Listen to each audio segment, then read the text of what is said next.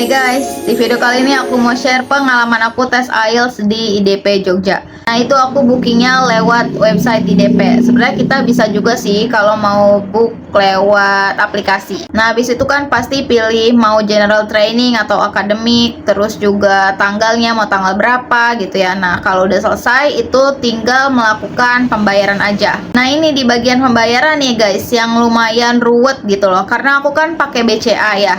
Itu nggak bisa gitu, soalnya di banknya itu yang tertera cuma BNI, Mandiri, sama apa gitu, aku lupa banknya.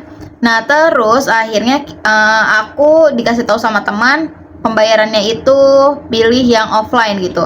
Terus ya udah, aku juga hubungi emailnya staff yang ada di DP Jogja, terus juga untung aku dapat WA-nya juga gitu ya. Akhirnya discuss sama orang sananya, dibantu. Nah, alhamdulillahnya orang IDP Jogjanya itu cepet gitu responnya, guys. Tapi di sini ada hal yang bikin aku sedih banget sih. Jadi aku kan ordernya itu atau bookingnya itu di tanggal 10 Juli ya. Nah, itu udah aku beli tiket kereta dari tanggal 9 gitu. Tapi dari IDP pusatnya gitu, ini internasional sih masalahnya.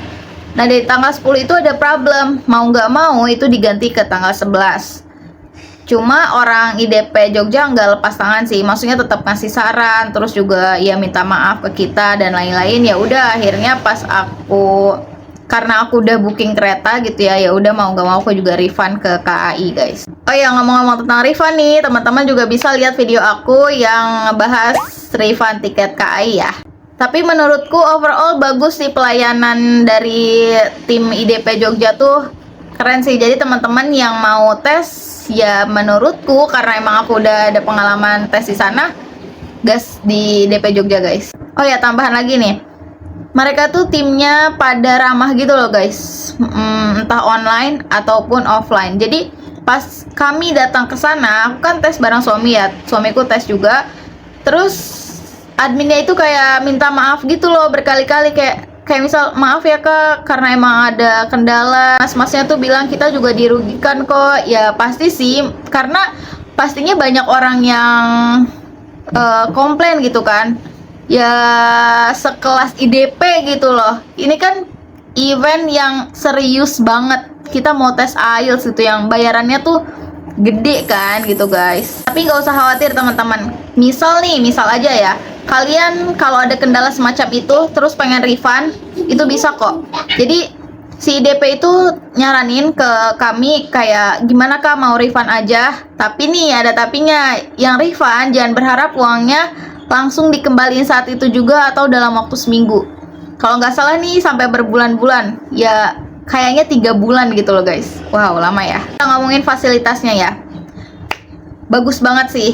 Sebenarnya aku awalnya sempat overthinking gitu, headphone-nya bagus gak ya, terus nanti bising gak ya ruangannya, komputernya nyaman gak ya, atau keyboard dan lain-lainnya.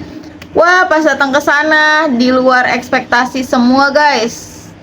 Jadi mulai dari pengujinya enak, yang speakingnya. Jadi waktu itu aku di tes speaking sama bulenya itu cewek gitu guys. Dia British gitu sih, katanya sih British ya, cuma nggak terlalu British sih menurutku.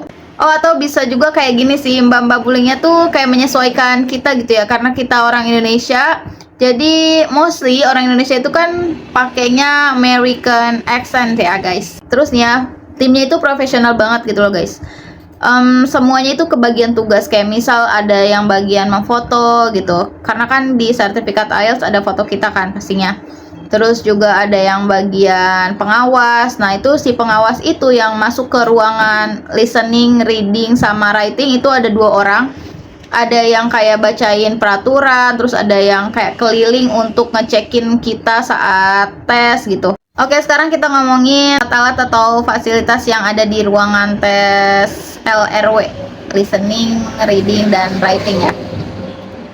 Nah itu headphone-nya itu guys yang aku nggak nyangka sih, kok bisa enak banget. Langsung mikir pasti mahal sih gitu. Nah terus setelah tes, bahkan aku chat adminnya dong, kayak, mbak ini mereknya apa ya handphonenya, kayak gitu loh. Aku lupa nama handphonenya waktu itu di chat, dan chatnya udah kehapus guys, sorry.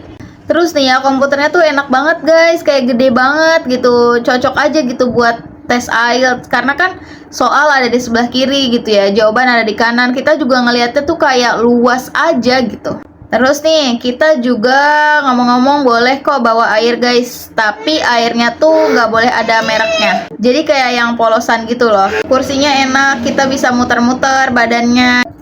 Bagiku sih sebenarnya kalau keyboard itu hal yang baru ya, karena kita kan nggak terbiasa nih, biasa pakai punya kita gitu ya pas latihan, biasa pakai laptop kita. Nah, aku pas pakai keyboard di sana yang ngerasa asing aja sih gitu.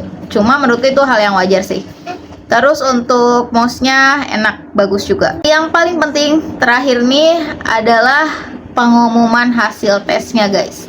Ini wow, parah sih, keren banget. Aku nggak nyangka ya, aku pikir pengumumannya itu bakal kayak 5 hari gitu minimal, atau seminggu gitu. Ternyata enggak. Jadi aku tes hari Kamis.